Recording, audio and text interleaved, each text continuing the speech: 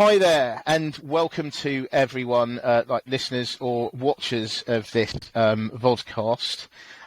Anyway, how are you doing this week then, Ralph? Yeah, I'm doing very well, Peter. Thanks for having me back. Very good. It's a Very good. beautiful day, and we're going to have a nice Yeah, heat wave, I think, next week. indeed.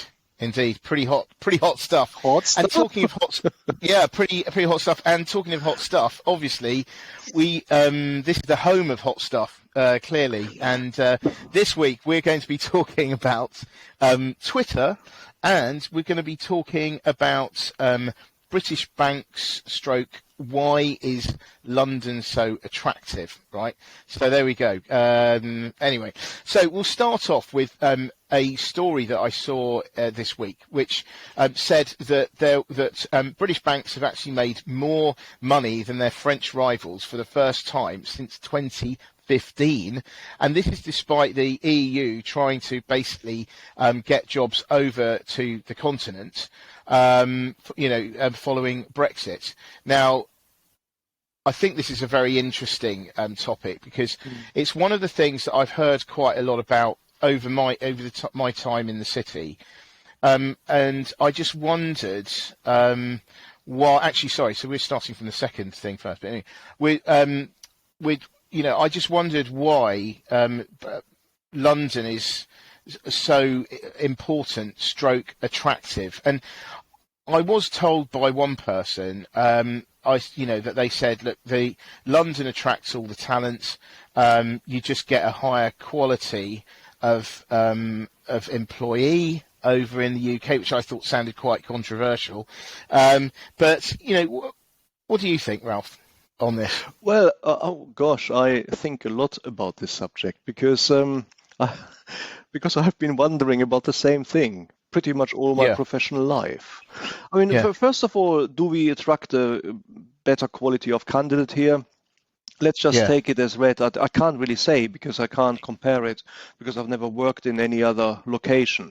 But let's just say that's the case. Now, that doesn't quite answer the question yet, because the question is still, why do we do this? Why does the London financial market attract a higher quality of candidate? Why do they not work in Frankfurt or Paris or wherever? And it may be that the answer to that ultimately, in the end, is quite intangible. And I wonder whether it is got something to do with a general sort of British mindset.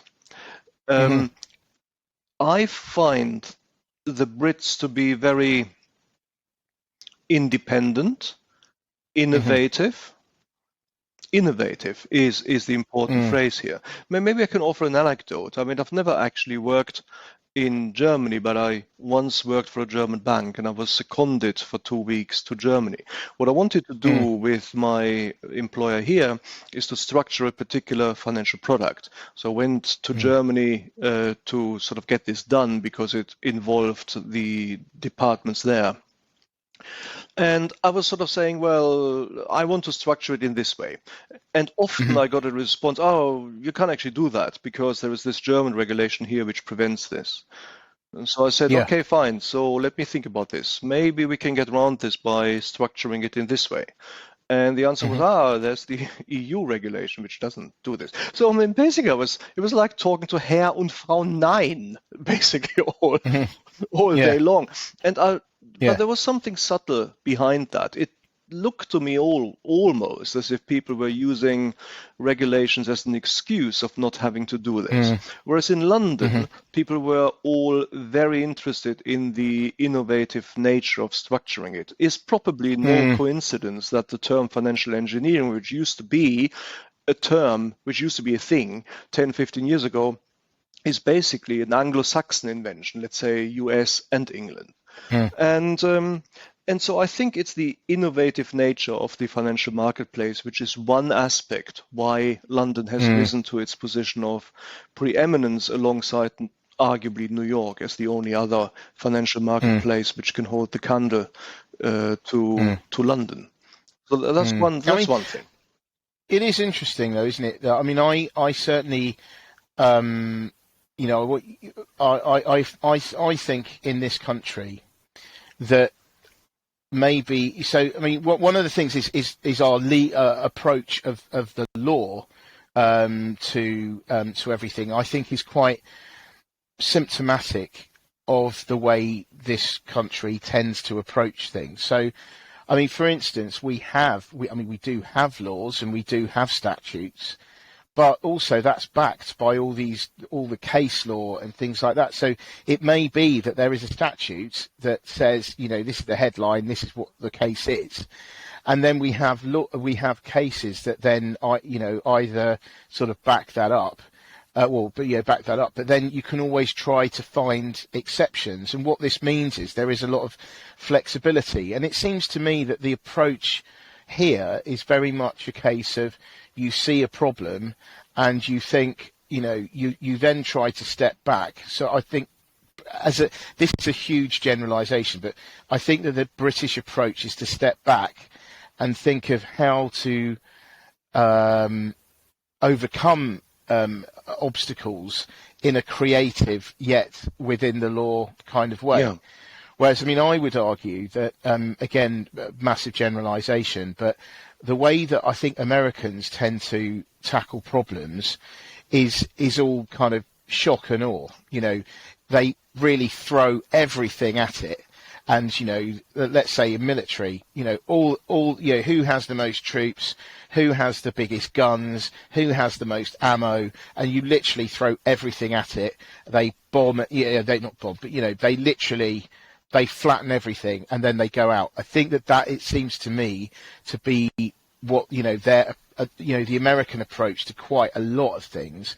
Whereas, like I say, I think the Brits sort of think, well, we don't have all the stuff. We don't have all the money. We've got limited resources. So therefore, let's do this, try this, and then go around doing that. And I think that as a result, that makes for quite it makes for an environment where I think that innovation is very much encouraged. Yes. I think. That's what it seems to me. Indeed. Again, I think it goes back to something as intangible as mindset, and because it is so intangible, it sounds as if I'm sort of making this up, and it's immediately something which you might be skeptical of because I can't put that much tangible evidence supporting my comments. Yeah. But taking up your point on the law, it appears to me that the law here is based on precedent cases. Mm-hmm. But obviously a precedent case, there was one point when it was an original judgment. So in other words, the law here in this country is constantly evolving. It evolves through incremental court cases and court judgments, which build on a evolving and developing corpus of law. Ever so often they get codified into statutes, but that is not the basis of the law. It is the flexibly organic breathing development which makes it also quite flexible.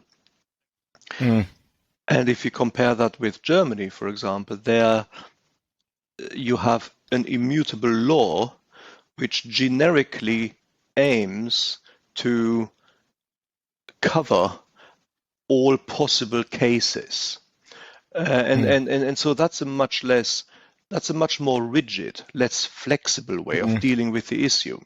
So stepping back from that, what I see in the law, enshrined in the law, is the same sort of philosophy, the same sort of mentality, which I also see in the city of London, and that is that English people are not British people. Brits everywhere are not threatened by lack of regulation.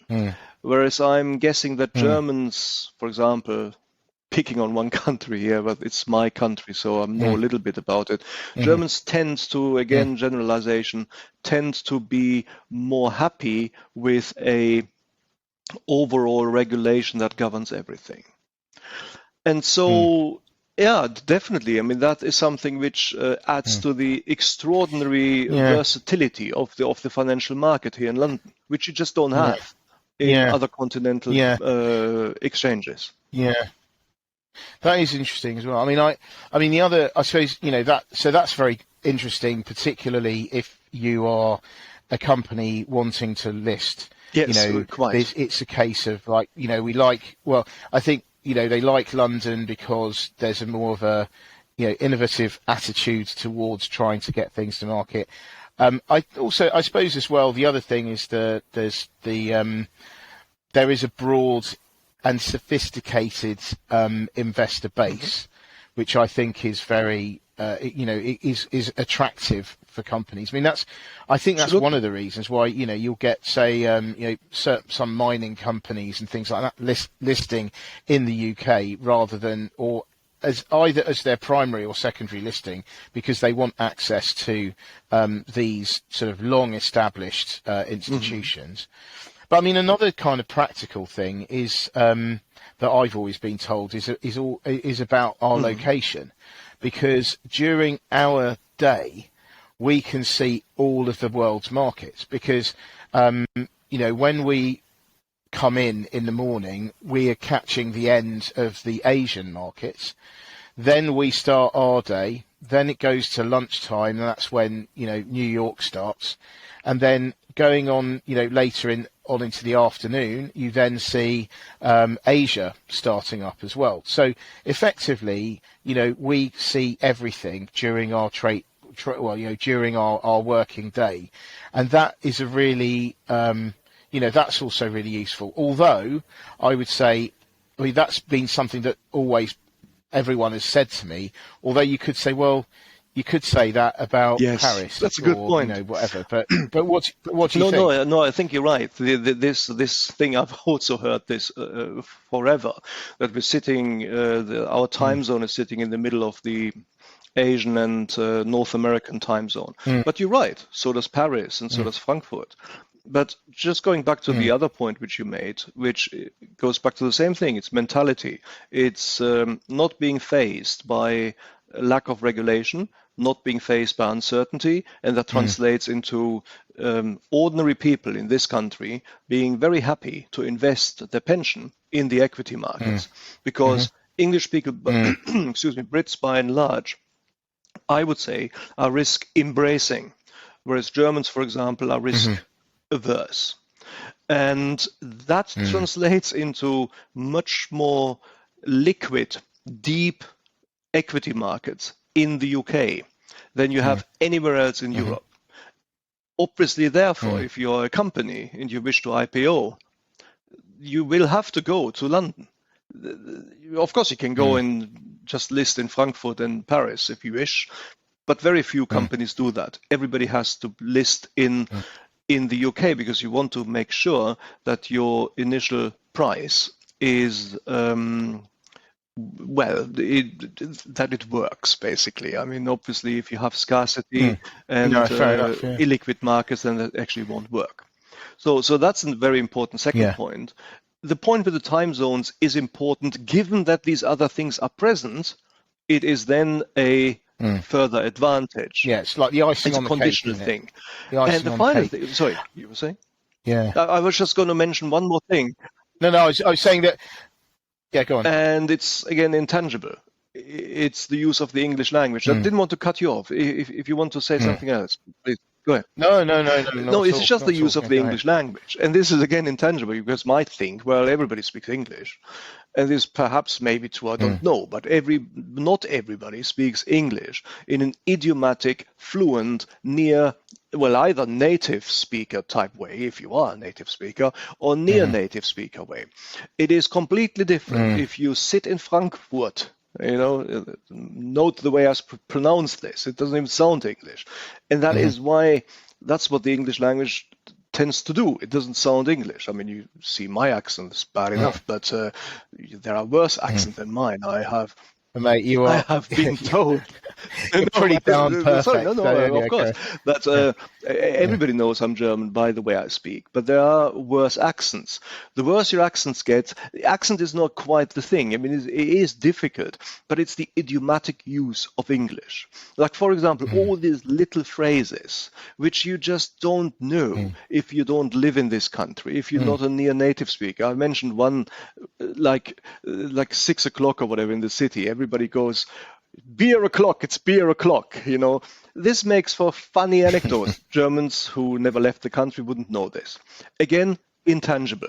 If you do business in Frankfurt or if you do business in Paris and you sit around a conference table with native speakers and with other people, you choose English as your common language of communication, it is not going to be as natural and as enveloping as speaking English with native speakers in London. And I know this is all very intangible, very but interesting. I assure you it's an important point. And all these little things kind of, I suppose they add up, don't they, really? So, I mean, do you think that this is going to continue to be the case, or do you think that maybe Brussels will try even harder to kind of funnel people over to Yes, the continent? yes, they will. I mean, I think they will, and I think it will continue. Two things here. I mean, first of all, I think we need to put the news that specifically the French banks have proven to be less profitable than the English banks. That's the news we're discussing. We need to put this into a little bit of context. There was Brexit. We have a half deal for the financial services sector, but we do have a deal. But this is still developing. I mean, one attractiveness of London as a market is that we're doing, I don't know, I think 70 to 80% of European derivatives clearing. And Brussels have said that that is going to continue until 2025. So in other words, we're still clearing trillions of pounds or dollars or euros, I should think, of derivatives transactions in London. And that is continuing. So it's not as if Brexit has completely diminished our presence. Then the second thing is, I think that the pandemic perhaps it's probably Russia again. It's probably Putin's war, which comes up again because some of the sanctions have damaged European-based companies more than London-based companies. BNP Paribas is one example who had lots of exposure to Russian assets, and the sanctions have had an effect on that. So there are certain elements there. But to answer your question, beyond these specific dynamics, it is going back to the extraordinary inventiveness and interest in being innovative that will always be a strength of the London market, which you cannot take away, because it is our nature to do that. And so, yes, sure, Brussels will certainly try to siphon off more people into the other bourses, and we shouldn't be complacent about this. I mean, currently we are still benefiting from the infrastructure which has developed here in the UK. That's one other thing. Frankfurt, Paris, etc. They just don't have the infrastructure needed to conduct a deep volume IPO. But that will not be the case forever. So these other marketplaces are going to catch up. But also I predict that in the absence of membership of the single market, London is going to go its own way and is going to emerge as a specific financial marketplace for things which we haven't even thought about yet, for SPACs, for IPOs, for financially engineered products. That's going to be the strength of London, and I think that's going to continue. No, indeed. So interesting stuff.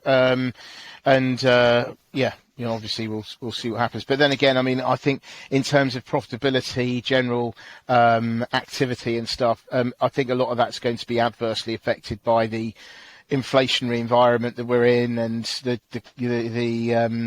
supply chains and all that kind of stuff. So I think that is going to play a major role, I think, in any kind of activity for the next year or two at the very least, and obviously the war as well. So, okay, so let's move on to the other thing. So I wasn't able to include this at all this week in Watson's Daily because it happened after, I published on Friday. So it seems that Elon Musk is saying now that he doesn't want to buy Twitter. I think it's very interesting. I mean, I've said, since he seemed to have a bit of a wobble, about the number of bot accounts. Since then, I did think, is he just trying to get a better price here? Now, for what it's worth, I mean, the way I look at it is that, he's now saying, I want to walk away from this $44 billion takeover. I think he actually wants to buy Twitter. That's my opinion. I think he wants to buy Twitter. I think that he either is doing this all along as a way to reduce the price, so reduce it from $44 billion to whatever it might be, and this is also, in a way, quite a good ruse to get rid of any other potential buyers, because he's put in a knockout offer, then he's come back and he said, I want to see the number of bot accounts, because I've looked under the hood and I don't like what I see. Then, this stuff all kicks off, and it just makes me think that now, are there going to be realistically any other buyers? Because they're probably thinking, well, what's the point? I'll just put in an offer and he'll just beat us anyway if he really wants to buy it. And if he doesn't, then maybe there really is something wrong. So actually, let's not bother. So in effect, what I think he's done, whether intentionally or not, is to scare off other potential investors, and it means that Twitter may have to accept a lower offer than he originally gave. So I don't know. I mean, what do you think? Do you think it's gamesmanship here, or it's really difficult to decide? When I saw that news, I asked myself this same question. I'm just not sure I understand Elon Musk. He's an eccentric genius. So I'm not surprised I don't understand him. But if you just look at his wider, let's say, fabric, which is Elon Musk, I mean, you can immediately see that he's a technological visionary, and he has developed things which actually exist and which arguably have added value to society. PayPal, SpaceX, everybody knows Tesla, of course. And then there are some visionary developments which may or may not come to fruition. There's Permalink, and then there are some other projects. But then, on the other hand, you have this more erratic Elon Musk, an Elon Musk who puts a tweet out. I'm just trying to think what that was. Yes, who puts a tweet out announcing that he wishes to take Tesla private. This was borderline illegal and certainly against regulation, so he sort of got away with it just. But that's not a person who is aware of how corporate governance works and how he needs to behave within that envelope of rules which govern interactions in the marketplace. Then you have the Elon Musk who invests billions in Bitcoin and puts it on the Tesla balance sheet, and 2 weeks later announces that Bitcoin is against his values because it uses so much electricity in producing what is known as proof of work. So all this is weird. And so if I look at this particular situation and development and try to put it into these buckets, then I do wonder, is this the technological visionary who has a plan, or is it an erratic Elon Musk who does a knee-jerk reaction, perhaps as buyer's remorse? And I can't quite decide. For this to be a Machiavellian plan. What he would need to do is initiate a development at the end of which will be a lower price for him to pay. But this net effect is there for other companies as well. We now know that apparently Twitter has 20% of bot accounts, whereas Twitter claims it has 5% of bot accounts. The lawsuit will actually reveal what's right, and 20% is Elon Musk's claim, but no other bidders could come to the market and they could say, well, we only pay whatever $20 per share because of the information which came to market. So I think we just have to wait and see what the lawsuit is going to develop. In the end, it's going to be an economic decision. You're right. In the end, they may well settle, and Twitter might actually just say, sorry, Elon. Twitter might say, okay, you're offering $30. That's cool. But whether if we get there, whether that was the result of a strategic master plan or not, I don't know. So sometimes I think Elon does things sort of shoots from the hip and then manages developments. Yeah. I mean, maybe he's shaking the tree, as it were. But I also think it might be interesting in that it might have some kind of, read across in terms of other social media networks, and maybe make investors or think, or shareholders think more about, let's say, Facebook, Instagram, particularly Instagram. There are lots of bot accounts, and you wonder whether suddenly the attention is going to then turn on them and say, well, actually, how many bot accounts are there on Instagram? And is this going to affect things? Because, I often get on our Instagram, on the Watson's Daily Instagram accounts, I often get bots, saying, promote on such. It's like records. Some record companies saying, promote on such and such records or whatever, and so there's always that, and you do wonder how many of these things there are out there. So again, maybe this will be another potential impact of what is going on with regard to Twitter. It's at the of course moment. possible. I mean, you're right. It's an interesting point. The read-through, the so-called read-through. When I was an analyst in the city, company X issued whatever profit warning, and the immediate question from the sales force was, does that actually apply to other companies who do similar things as well? That's sort of known as the read-through. And so when you refer to this, yes, it's well possible that tech analysts are now busy, or have been busy since this news broke, working out what the real percentage of bot accounts is in other tech companies. And I have never been a tech analyst, so I just have to sort of throw out the question there. What is, in fact, the link between the number of accounts and the valuation of a tech company? There must be one, but is it a tenuous link? The more users you have, the more accounts you have, the more advertising revenue can you attract? Or is it some sort of more direct link? If it is a direct link, then yes, you can sort of basically say, okay, we valued the company on the assumption that there were 5% bot accounts. Now we hear it's 20%. Therefore, the company is now valued at this much less. But I don't think it is that easy. I think it is more likely to be a correlation between the number of users and the advertising revenue which you are able to attract.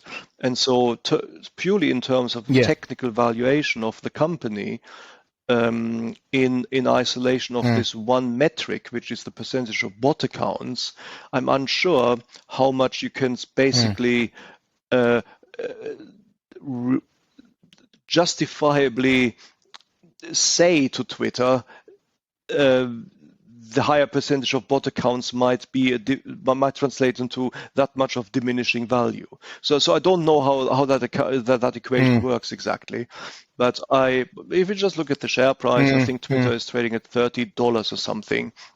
It is expected to trade at less when the markets open on Monday. So clearly they are already trading at much less than the Elon Musk offer price. I mean, they're having lots of problems generally. I think, obviously this sense. So there's one, I think that there's this, sector rotation out of tech. Thing. So a lot of the tech companies have suffered. So that's one thing.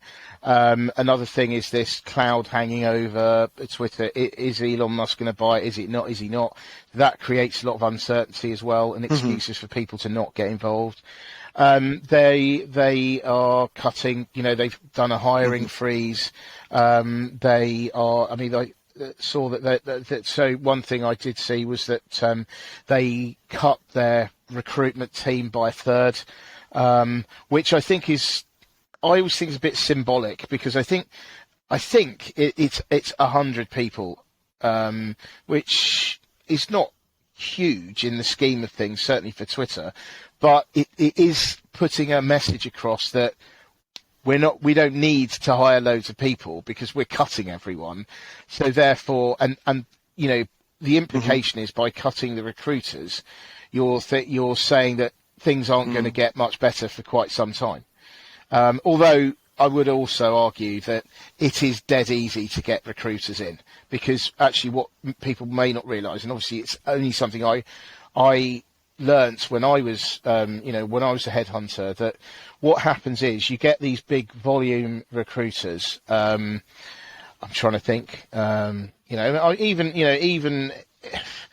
the likes of things like Michael Page and stuff like that. I mean, they have this. I'm trying to think. There's some other big ones which I just for the life of me can't remember for the moment. But anyway, what happens is you get, say, a big company like Twitter dealing with a big dealing with a big recruiter, and then the recruiter says, well, hey, we'll send some of our people to work within Twitter, right? So then those recruiters then work within Twitter, and it's quite funny because when they then work in Twitter, they say we work for Twitter when they actually don't. They work for, well, they sort of do, but they don't really. They're not really Twitter employees, but they like saying it because it has a lot more sort of street cred than it does saying I work for such and such recruiter. So yes, I'd say, like I say, it's symbolic that they're cutting these people because you can get loads of others in, ship in the third parties, it's fine. But like I say, it's sending a message. It's saying that things aren't going to be great for a while. So that's what we're doing. Anyway, I think ultimately, what is going to happen here? I sort of think, well, he's either going to get a lower price because they'll take to court and they'll go, oh, do you know what? Can't be bothered. Let's just talk and get a lower price, right? So there's either that, or what he could do is to say, is essentially make more allegations or say, well, put more reasons as to why he's not bought it. Watch the share price fall through the floor, and then make another offer. But another hostile takeover bid at a much lower price, and because everyone else will have been scared off by what he found under the hood when he originally made the offer, that he's going to get no opposition. So I don't know. Maybe that's really looking too far into it, but I don't think that is outrageous. Well, I don't know exactly what the rules are in America, but.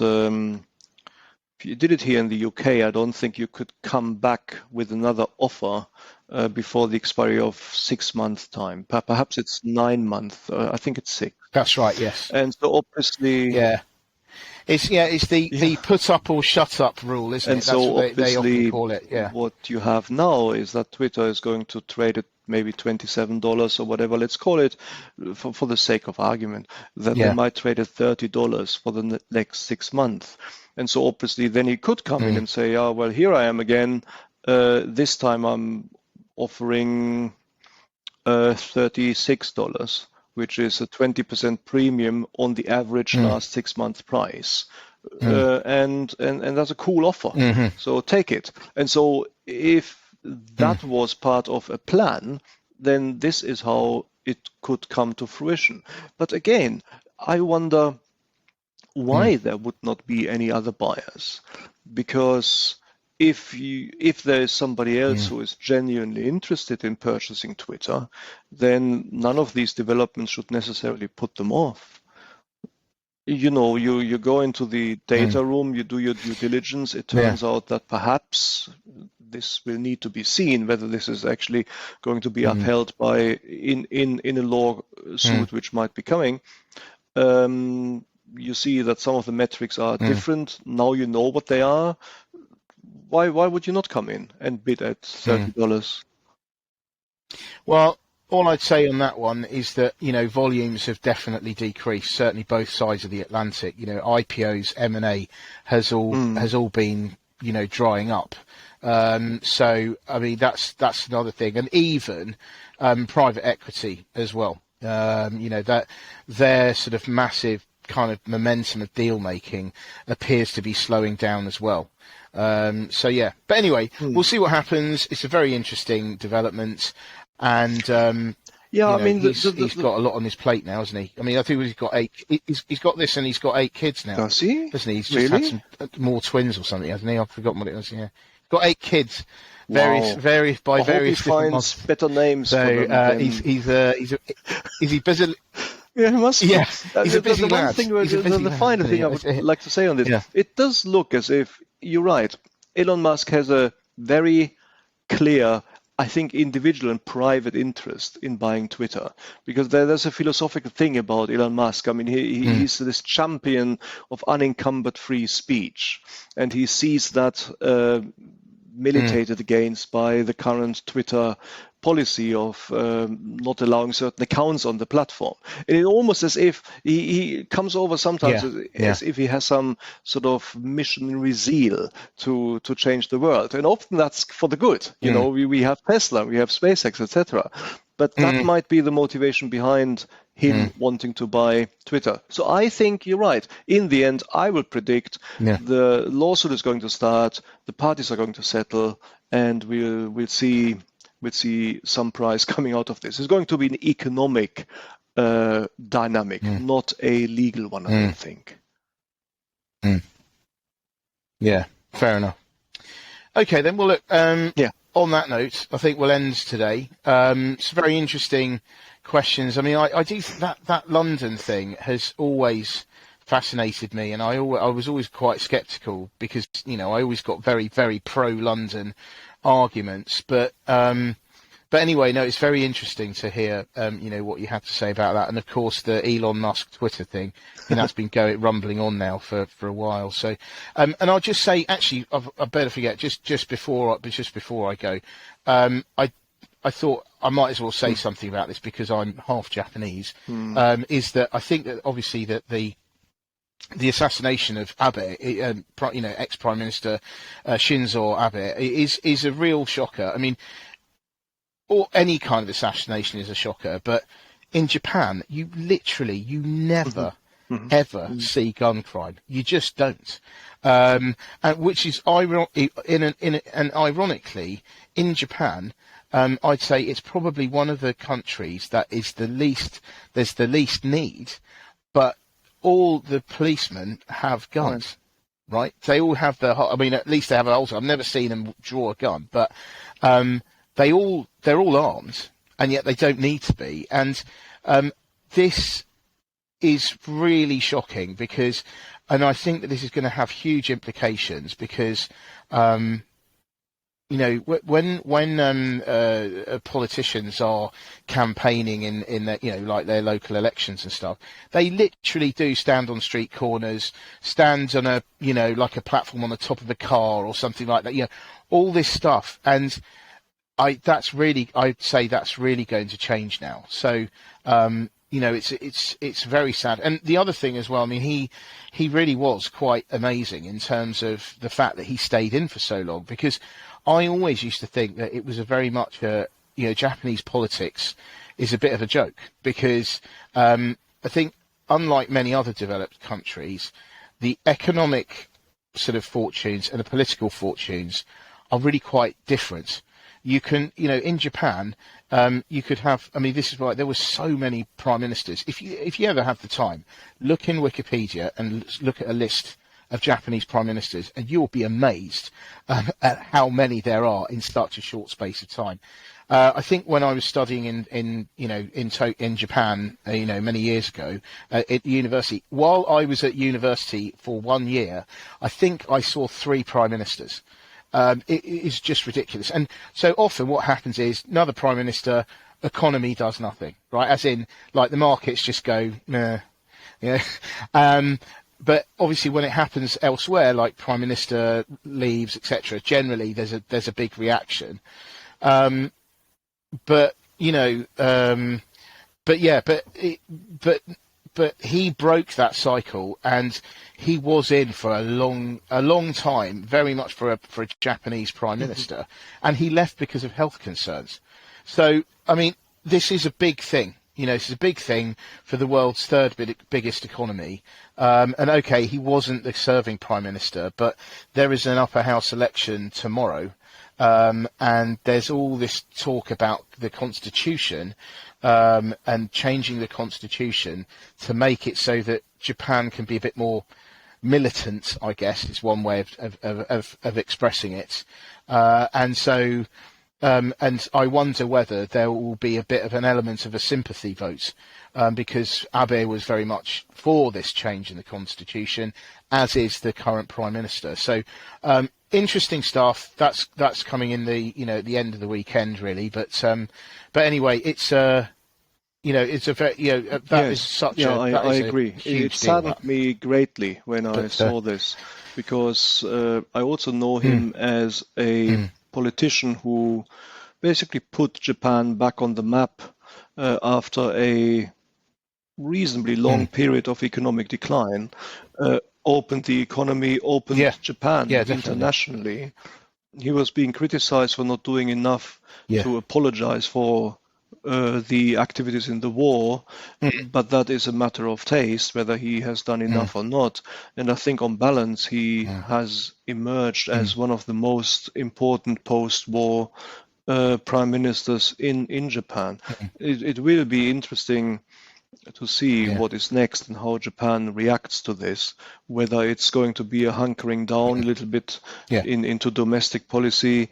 I don't know, because we have, of course, the Chinese threat in the South Asian Sea, and that is, of course, something which is impacting Japan as well. So to your point, a Japan which is more capable of defense and taking an active role military in the South Asia Sea